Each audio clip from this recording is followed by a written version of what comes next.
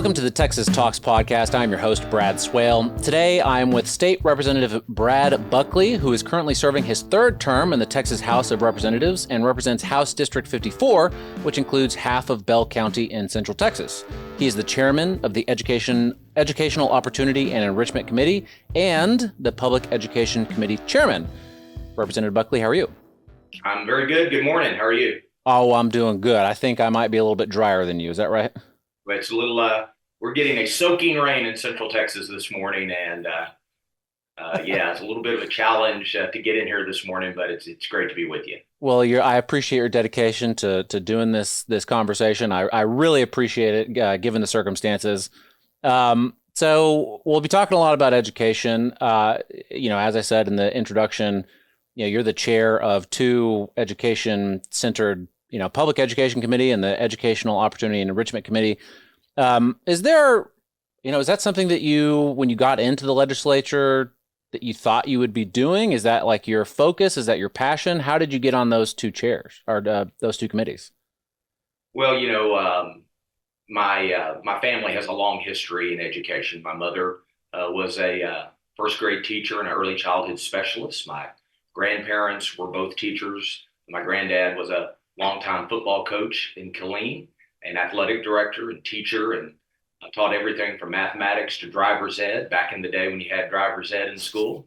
It was great fun. We should bring that back. It was, I remember the simulators. And my wife is an assistant superintendent in Killeen ISD. And so my kids are all public school graduates. It's always something I've been very, very passionate about. But I'm more so concerned about the outcomes and how, as we look over time, I felt like that the kids that you would expect to succeed are those that face more challenges. We're really having a tough time getting those kids to where they need to be. And of course, that impacts their future. It impacts the future of Texas and the future of our country. And so if there's any place we can really have an impact, I feel like it's in education. And, we need to make sure that we have a system of opportunities that really empowers parents and empowers our schools to do good work for kids, and so they can begin to launch them into the future. Yeah, absolutely. It sounds like you have education in your blood. That's good. My mother was an educator as well. So I don't have it quite as much as you do, but it's in there somewhere. So you brought up sort of outcomes and how important that is, and I couldn't agree more. Outcomes certainly seem like the things that we should be focused on, as more than anything else. And of course, COVID we still talk about COVID to this day, especially when it comes to education, because of how far behind students got. What is Texas doing to sort of address that gap that still exists? Sure. Yeah. COVID, sort of revealed something I think we already knew, and it exacerbated it. The estimates were that we would leave a pandemic with about 2.7 years of learning loss. Trillions of dollars, if you will, of impact on a future economy. Yeah. This is not just, isolated among, test scores. There is an impact on the future when that many kids are negatively impacted by an event. And you could research that across the world where they've had significant disruptions in school, and you really see it impact every facet of their future. And so what we began to look at was, and then I think it also revealed something that we already knew, is that, we still had kids even before COVID that just weren't achieving at the level that they could. And so the first thing that we did was to pilot and to make available to schools some high quality instructional materials that were really built to remediate, and they were built to close the gap. And by high quality, we mean rigorous lessons that are designed to be delivered in a way that could close gaps and improve achievement. And there is a science to that. There is certain things you can do that get better outcomes. Some of our districts were already doing it. Some of them were very good at it. Others were not very good at it. And so, as you could imagine, we had a real disparate impact across the state. And so, last session, in the 88th, we passed a bill, House Bill 1605, that really gave the authority to the Texas Education Agency to build their own, basically, state curriculum. OER, Open Educational Resource, and that just means that it's readily available to anyone. It's owned by the state, but is available and free to those that would like to use it. And it was designed around with very specific intent, and that is to provide materials where teachers can spend more time planning the delivery of an effective lesson to the students than having to spend a lot of time outside of class and on the weekends designing the lesson in general. These materials cover the standards that the State Board of Education has approved. We looked at too many lessons being taught in Texas classrooms that really were over time that the bar had been lowered and they weren't being taught on grade level, and they didn't cover enough of the standards that we expect our kids to know.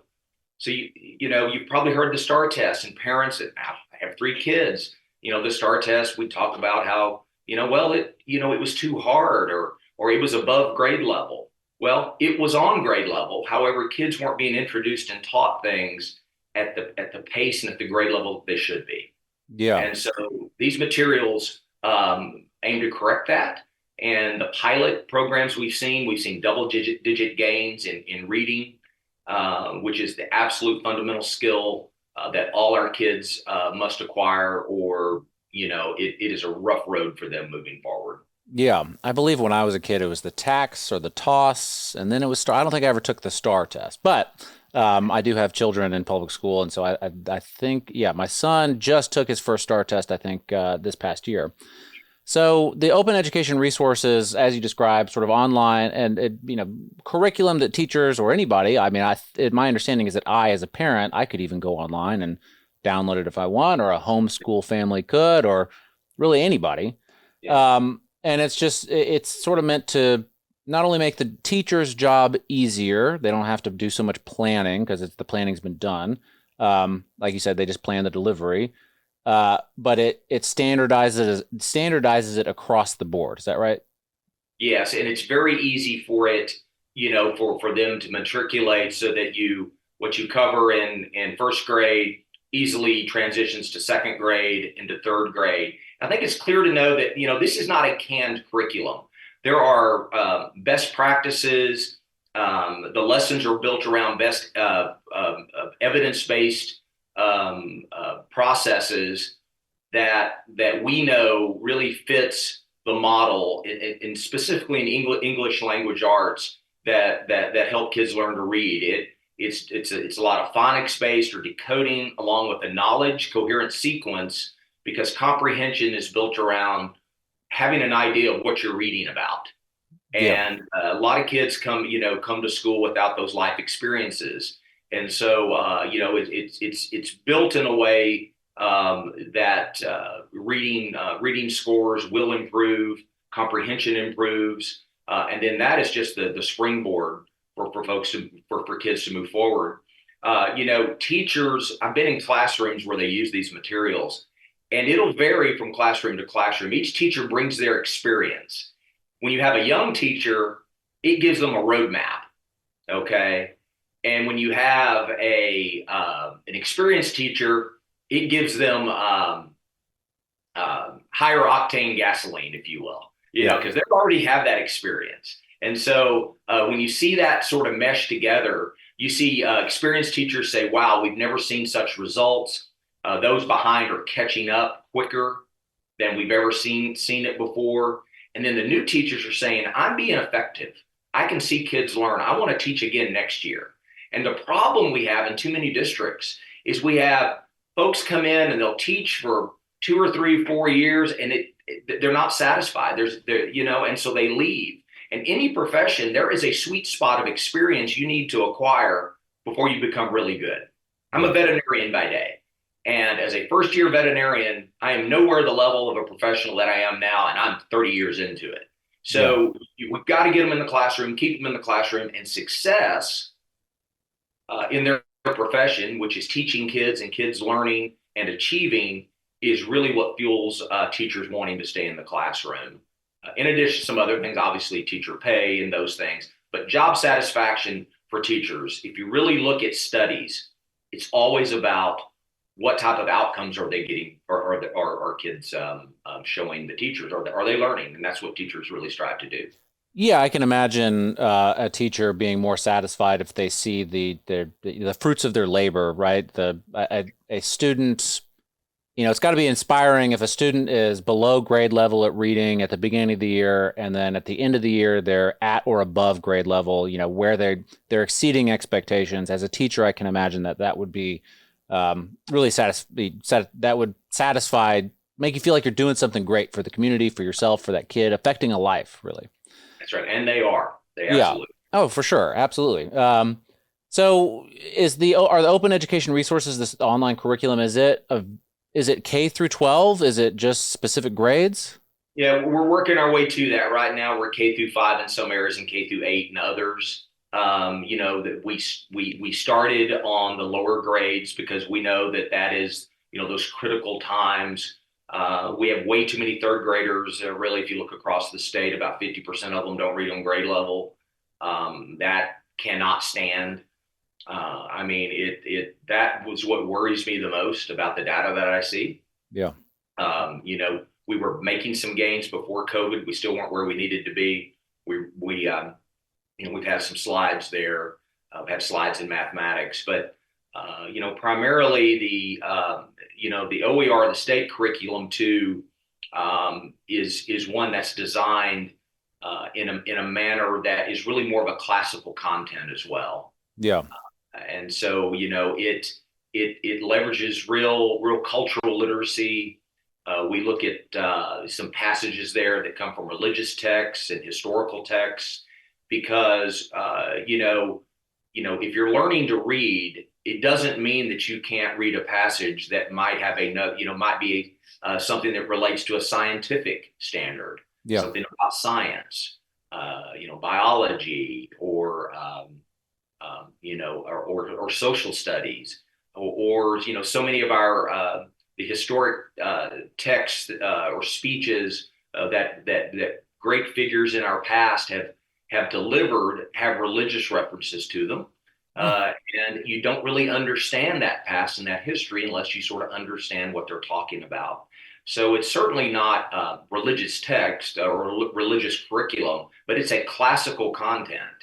And, that I think is going to be something that's going to be popular amongst many parents that really want that return to a back to basics sort of curriculum, and to be considered, and our state curriculum does, and any other material that is approved by the state board as high quality and is on the list, will have a parental portal where there's tremendous transparency, where parents know what their kids are being taught, because they deserve to know. They deserve to know the content, but also they need to be able to take a peek in there so they can be part of the process at home. Yeah. Parental empowerment also has a level of parental responsibility. And so parents need to know where their kids are, they need to know what they're being taught, and they need to know how to help them at home.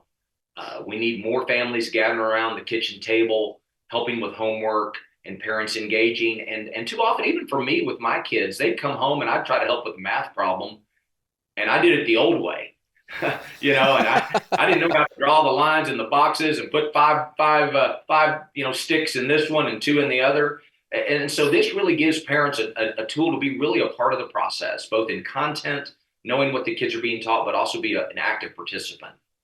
Yeah, absolutely. I mean, I've heard lots of horror stories from people, trying to get, through Freedom of Information Act request or whatever, the curriculum that their students are learning, and it's a process. It's difficult. Sometimes they get pushback and all this other stuff. And this it doesn't have to be controversial for for parents just to say, hey, I want to know what you're showing my kids, because, like you say, I want to be a part of it.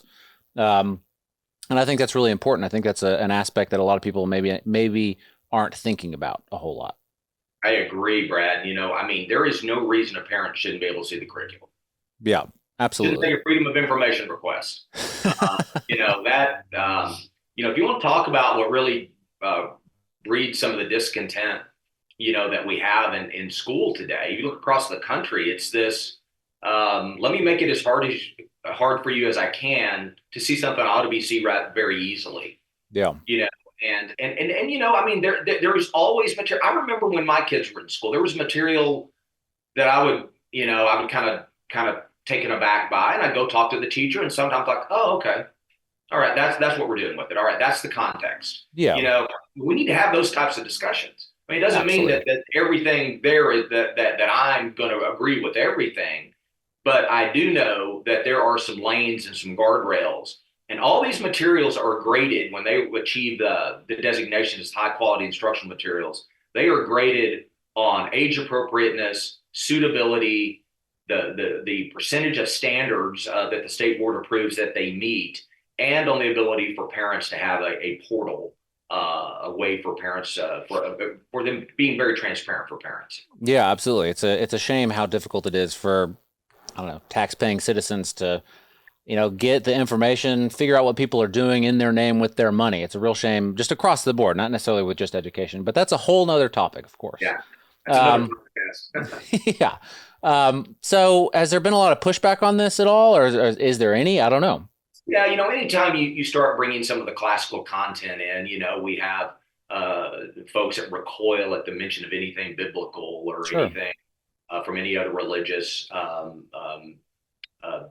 text or what have you. Yeah. I am very confident that this curriculum, does not violate, any tenets, but it makes the left nervous. Yeah, for sure. I can imagine. They have had a slow march in too many of parts of our society, a slow march to getting their way. And we're saying with this is here's an alter, and here's what's interesting is we have especially from our smaller districts across the state, we've had tremendous interest. I've done a very, very long Zoom meeting, myself and Commissioner Morath, with a superintendent and his team from a small district that said, these materials really match the values of my community. We are very interested. And I'm starting to hear from other members that are wanting to do the same thing, to set up, times for school leaders to visit with TEA about these materials. Yeah. So yeah, but the pushback is real. But it's voluntary, correct? Yeah, Right. that's the thing. It's voluntary. We do provide additional dollars to school districts that that adopt it. We help. These are basically downloaded. There's another misconception out there that this is all we're using technology. Everybody's walking around with a Chromebook, and this is hard copy stuff. So we actually provide dollars to print it, to bind it. I have not been in a classroom where kids are sitting there on an iPad receiving instruction. Yeah. It is a whiteboard typically that a teacher uses. It is really hands-on learning. It's teachers going student to student. But here's a story I saw in Temple, which is in my district. Part of the school district is. We're in a fourth grade reading class, and the teacher was pulling popsicle sticks out of a jar. Had everybody's name on them, and says, "All right, Brad, it's your turn to read." And so Brad begins to read, and Brad's a struggling reader. And right before that, his neighbor was really fluent. I mean, this kid could really read. And so in the process there, because of the environment in the classroom of the high bar, the rigor, the kids were so engaged. The reader that was very much on grade level or above grade level moved over next to the student that was struggling and began to assist that student. There wasn't a snicker. There wasn't a side eye. Every student in the class basically looked at that like, yeah, that's what we do in here. Yeah. And so, I think we have really done a disservice to kids to dumb things down, to lower the bar. And so when you bring rigor up and you really create sort of a competitive environment, it really creates a team in the classroom. I always tell folks, next time you're at a family reunion, you got a bunch of kids around, I always, go up to them and say, hey, I'll race you to the fence and back.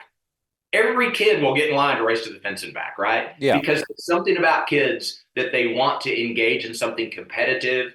But it brings out, really a dynamic in the classroom that you could really feel, but you could see Sure. it. and teachers were just blown away by the discipline referrals were down. Students were more engaged. Those that were really at the top of the class were able to go beyond where they were, and those that were behind were closing that gap in a way, in a much faster way than we've seen in the past. Yeah. So let's switch gears just a little bit. I mean, it's still on education, so it's not a big gear change, but obviously the big topic from the 88th legislature was school voucher, school choice. Didn't exactly go as some people planned, and it's all people are talking about still. Do you think that's something that's going to happen in the 89th legislature? I do. I think what you have is you have a realization, hopefully from members that those that oppose real parental empowerment and education savings accounts want to frame it as really you're either for public education or you're against it. I view school choice as another tool in the toolbox for parents. Three kids. They're all grown now, even out of college. Praise the Lord, we got a raise.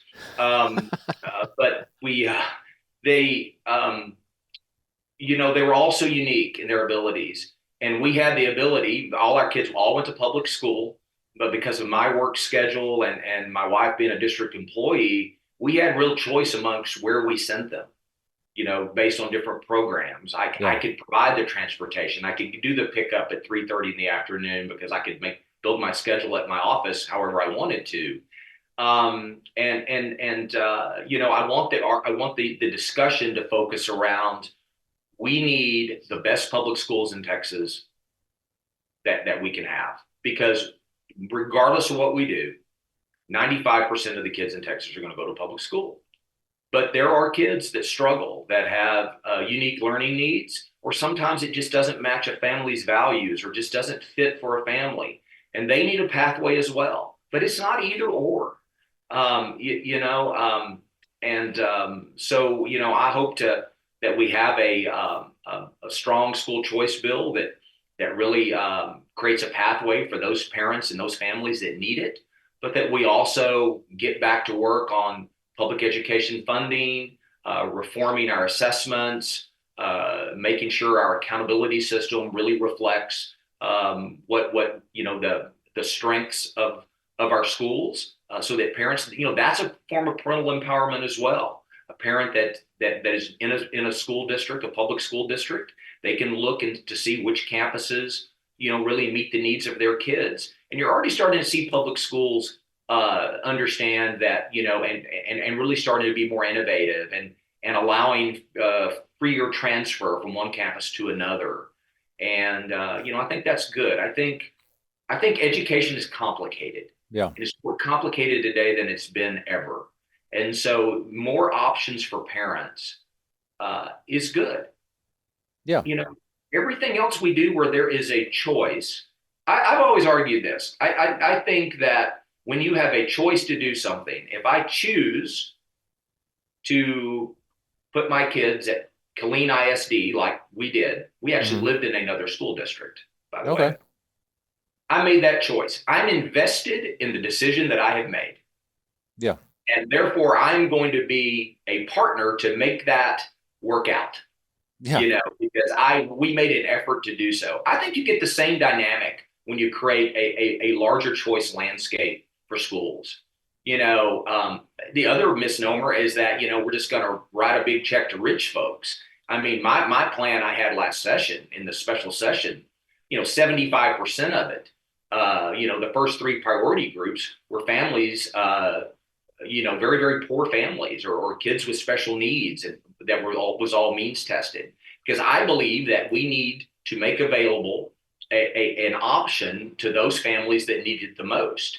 And we also have to have a program that we can manage, that we has the transparency and accountability so that we know that these tax dollars are being spent wisely. And most importantly, that kids are learning.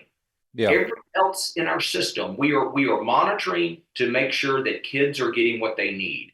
And if we can ever get our schools and our parents all and pull in the same direction, as happens in lots of places, it's not, that happens in many districts. But if we can get a larger effort in that way, we'll see real education gains in Texas. I really believe that. Yeah, and as a one of my children is very special needs, and luckily the local public school is has a fantastic special needs program.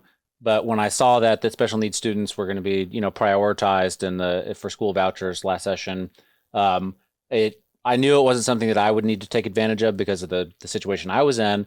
But I can only imagine that if I happened to be in a different district, just based on my zip code, or a different school based on my zip code, no, I couldn't do anything about it.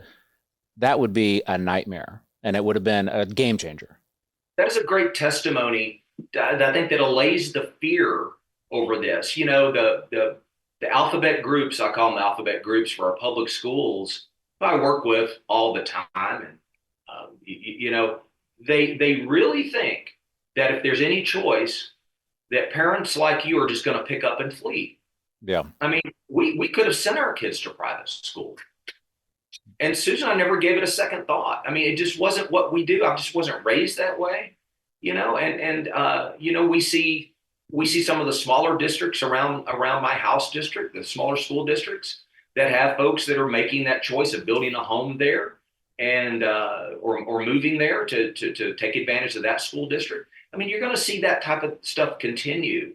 yeah, I always ask, public school superintendents, what makes you think they're not going to choose you?